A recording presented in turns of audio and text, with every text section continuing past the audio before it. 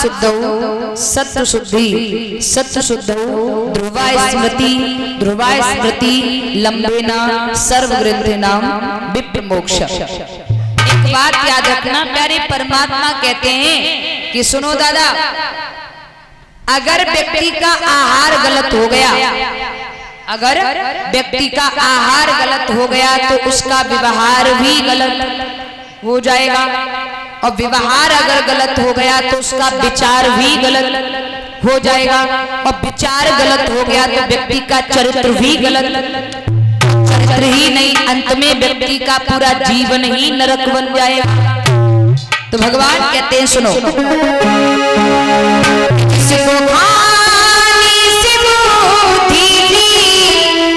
मति भ्रष्टि हो, जिसको खाने से बुद्धि भी मति भ्रष्टि हो, मुझको ऐसा निवाला नहीं चाहिए,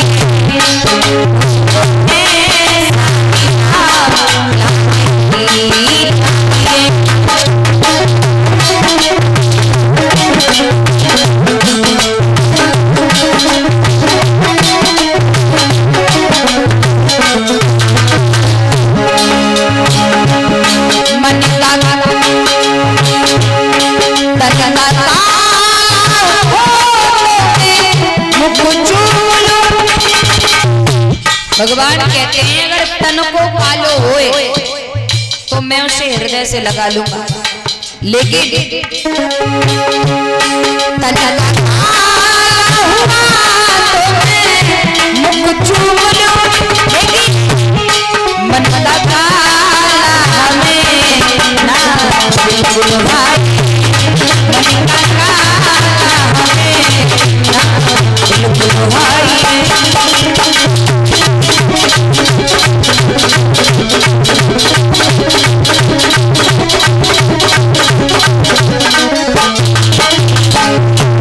भगवान कहते हैं तन को कालो हो तो चल जावेगी, लेकिन अंदर को कालो हो तो आसपास भी नहीं भटकने देता हूं। और प्यारे और ये बात बिल्कुल सही है, परमात्मा सुंदरता नहीं देखता है, परमात्मा हमारे हृदय की अवस्था देखता है हमारी। अच्छा जो बताओ, परमात्मा अगर सुंदरता ही देखत हो तो त्रेता में शूर्पणखा कितनी सुंदर बन के गई राम के सामने हैं, लेकिन राम जी ने स्वीकार नहीं किया। लेकिन भाई शूर्पणखा द्वापर में कुब्जा बन करके गई, कुबड़ी बन करके गई, तो भगवान ने उसे अपना लिया। तो बात किसकी है? भाव की, उस समर्पण की, प्रेम की। प्यारे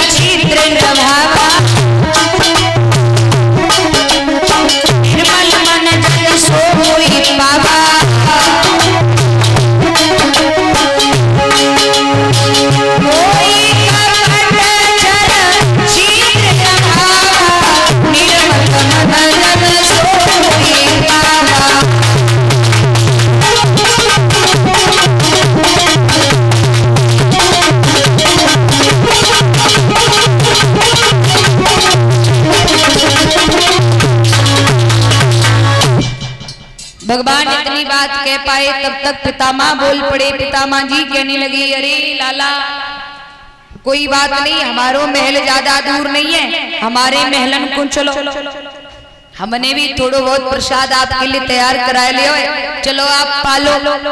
भगवान मुस्कुरा करके कहने लगे, नहीं दादाजी, भगवान पेट पे हाथ फेर के विदुर जी की तरफ इशारों करके बोले, दादा आज हमारो एक भक्त कई वर्षों से मेरी प्रतीक्षा कर रहे हो, आज मैं उसके यहाँ भोजन पाने जाऊंगा। इतना कह के भगवान ने विदुर जी को इशारा दे दिया। विदुर जी समझ गए लाला मेरे घर पे आने वाला है। विदुर जी वहां से भागे, घर पे आए कुटी पे। विदुर की पत्नी विदुरानी ने पूछी क्या बात है विदुर जी, आज बड़े खुश लग रहे। विदुर जी कहने लगे, देख बाबरी कछु देर में लाला आनवारो है कन्हैया, और सुन अपई कुटी की बाहर दरवाजे पे खड़े है के कोई काकी काकी कहे की पुकारे तो नहीं समझ लिए वही कन्हैया आए गयो है। ओ प्यारे एक बात बताऊं, विदुर की पत्नी को नाम विदुरानी नाया तो विदुरानी तो नहीं कहते थे। जैसे कोई भैया डॉक्टर हो तो घरवारी को आ जाती है, आओ इन्हें बुखार की टेबलेट को नाम बनाए मालूम हो वे डॉक्टर नहीं है। हाँ और कोई भैया फौजी हो तो घरवारी को है। फौजन को पटक्का चलानो नहीं आवे, लेकिन फौजी से भोजन में आओ भोजन बन गई। कोई भैया धीमान जी हो तो घरवारी है धीमान जी, और कोई भैया मास्टर हो तो घरवारी है मास्टर नहीं। लेकिन एक बात मैं बताऊं, हाँ हाँ बता लाला। जैसे कि आपने बताई कि मास्टर की मास्टर नहीं और फौजी की फौजन, हाँ और दरोगा जी की दरोगा जी। अच्छा एक बात मेरे न्यों समझ में नहीं आई। कहा बाई चांस कोई भैया चोर हुए बाकी बहु से कोई चोटिया कहीं नहीं कहते, या बाई चांस चोटिया कही होती या तो हॉस्पिटल में ना तो पेट पे हाथ फिरा फिरा के जो हो कर। बस सही कह रहे हो लाला। सत्य जो है ना प्यारे, सत्य हजम हर किसी को नहीं होता है? तो भैया विदुर की पत्नी को नाम विदुरानी यानी उनके नाम से कहते थे विदुरानी। नाम क्या था? शुलभा। क्या नाम था? कुलवाना है शुलभा। तो प्यारे हो विदुर जी तो खेतन पे भाग गए साग लेन का। थोड़ी देर में विदुरानी ने जब सुनी तो विदुरानी तो नहाए को बाथरूम में जाके बैठ गई, कपड़ा उतारे और बैठ गई नहाने। तब तक भगवान कन्हैया आए गए। कुटी के बाहर खड़े हैं कि भगवान ने आवाज लगाई, ओ काकी, अरे काकी, अरे काकी दरवाजा खोल। अब काकी बेचारी नहाए को बैठ ही पाई, एक लोटा जल लेके वाने शरीर पे डाली पायो प्यारे। और जैसे ही भगवान ने आवाज लगाई काकी सोचने लगी अब क्या करूं, पूरी नहाऊंगी तो भी देर लगेगी, और ना उठ की गई तो लाला लौट जावेगो, जीवन बेकार है जावेगो, कछु तो करना पड़ेगा। भगवान ने फिर आवाज लगा दी, अरे काकी, अरे खड़ो रहो कि चलो जाओ। अब काकी सोचने लगी लाला चलोगे तो जीवन बेकार है, जैसे तैसे तो दर्शन को मौका आयो। अब काकी ने कहा कि प्यारे जैसी नहा रही तैसी भाग खड़ी, जैसी नहा रही। भगवान ने देखा काकी बावरी है बिल्कुल निर्वस्त्री दौड़ा। भगवान ने अपना पीताम्बर उतार करके काकी के शरीर पर डाल दिया। काकी ने कहा करो प्यारे, खड़े खड़े भगवान के चेहरे की तरफ देख रही है और अश्रुपात हो रहे हैं, आंसू चल रहे हैं आंखों से भाव के, खुशी के।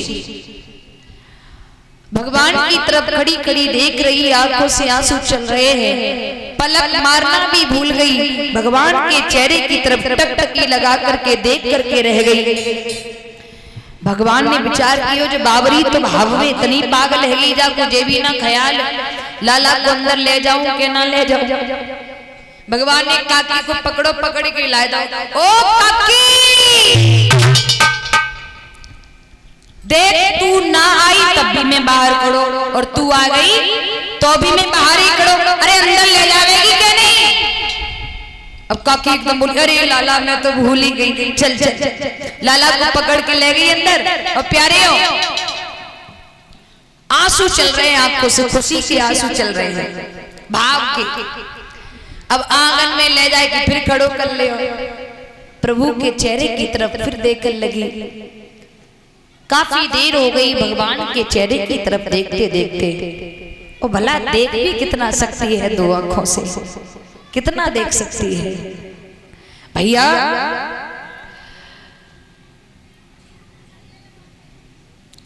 काफी देर हो गई देखते देखते, लेकिन दिल नहीं भरा। भला दिल कैसे भर सकता है? भगवान ने फिर पकड़ो, भगवान कहने लगे ओरी बाबरी देख, जब तू बाहर आई तब भी मैं खड़ो, अब तू मुझ को अंदर ले आई तो भी मैं खड़ो ही। अरे बिठावेगी क्या नहीं बिठावेगी? काकी बोली अरे लाला मैं तो भूल ही गई, रुक जा रुक जा रुक जा। अंदर दौड़ के गई, प्यारे हो एक पीड़ा निकाल के लाई। पीड़ा पीड़ा जानो काहे को कहवे? हाँ पीड़ा लेके आई। अब काकी ने कहा कि प्यारे पीड़ा लेके और बीच आंगन में उल्टो डाल दियो, सीधो नहीं उल्टो। अब उल्टी पीड़ा पे भगवान बैठ गए। भगवान ने नहीं कहा काकी उल्टो क्यों डाल रही है, उल्टी पीड़ा पे बैठ गए। और भगवान हंस के बोले काकी, बोले हाँ लाला तू बड़ी समझदार है। बोले कैसे? काकी तू बड़ी प्यारी है। बोले लाला कैसे? बोले काकी तू बड़ी समझदार है। तुमको मालूम है लाला पीड़ा पे बैठे तो बाकू टेकुआ की जरूरत पड़े।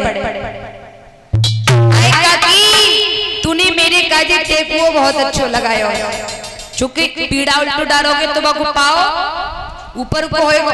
और भाई जो पाव ऊपर को भाई पे भगवान टेकुआ लगा के बैठ गए। कहने लगी काकी बहुत अच्छो कियो, टेकुआ बहुत नी को लगाए। भगवान बोले ओ काकी काम कर, भूख लग रही है, कुछ हुए खान काजी तो ले आ। अब काकी बेचारी घर पे 4 केला रखे थे, केला लेके आई। केला छीलना शुरू कियो, केला छीलना शुरू कियो। केला छीलो, गूदा ले आओ, फेंक दे, छिलका ले आओ लाला के मुंह में। और न्योर कह रही है छिलका खिलाए कि लाला कैसे स्वाद लग रहे हो है। कन्हैया आज के कह रहे हैं काकी तेई किस्म ऐसे स्वाद तो आज तक काऊ में लगो ही नहीं, इतना अच्छा। प्यारे हो एक केला को छिलका खिलायो, दूसरो केला लेके आई। बाको छिलका गूदा ले आओ, फेंको छिलका ले आओ लाला के मुंह में फिर दे दो। 3 केला ले आओ, गूदा फेंक दियो, छिलका ले आओ लाला के मुंह में दे दियो। 3 केले के छिलका खिला दे। 4थो केला छीलो, गूदा फेंको और जैसे ही छिलका खिलाने को चली तैसे ही विदुर जी आ गए। विदुर जी ने देखा क्या मतलब ये गूदा जमीन पे पड़ा है, छिलका ही है। एकदम से विदुर जी चीख करके बोले विदुरानी कहने लगी वो कुछ गलती हो गई क्या? विदुर जी हंस के बोले ओरी बावरी तो ते गलती ना भई, तो ते गलता है गयो बहुत। बोले मतलब ए बावरी गूदो फेंक रही है, लाला को छिलके खिला रही है, मोह कड़वो है गयो लाला को। इतनों के कि विदुर जी ने कहा करो जो गूदा जमीन पे पड़ो ना वो उठाए के कन्हैया के मुंह में, और कन्हैया के मुंह में दे के बोली लाला मुझ को माफ कर दियो, वो तो बावरी है पगली है, बाबू जे भी ना ख्याल का खिलाना चाहिए का नहीं। छिलको खिलाई खिलाई के आपको मोह कड़वो कर दियो वाने लाला, अब ले गूदो खाए ले और स्वाद बताओ कैसो है। अब विदुर जी काफी देर इंतजार करने लगे। कन्हैया अब मेरी तारीफ करेंगे, कन्हैया अब मेरी तारीफ करेंगे, लेकिन कन्हैया ने तारीफ ना की। जैसे मैया हम किसी को भोजन कराएं, हम किसी को भोजन कराएं, अब भोजन करने वाले अपनी तरफ से ये ना कहें वाह कितना टेस्टी भोजन है, और करने वाले अपनी तरफ से ना कहें तो कराने वाले कहेंगे भैया नॉन मच ठीक ठाक है, ज्यादा कम ज्यादा तो ना है। ऐसे ही विदुर जी काफी देर तक इंतजार करते रहे, कन्हैया अब मेरी तारीफ करेगो। जब कन्हैया ने तारीफ ना करी तो विदुर जी बोले, लाला गूदे को स्वाद मीठो लगो होएगा, तो मुंह को कड़वोपन खत्म है गो होएगा। कन्हैया हंस के बोले, कहने लगे, दादा वो काका आपके मुंह जैसी कहूं या जो सही है वो कहूं? ए लाला जो सही है वो कहे। बोले सही सुनना चाहो? बोले हाँ। तो भगवान बोले, सुनो अगर सही सुनना चाहते हैं आप। इसी के बीच में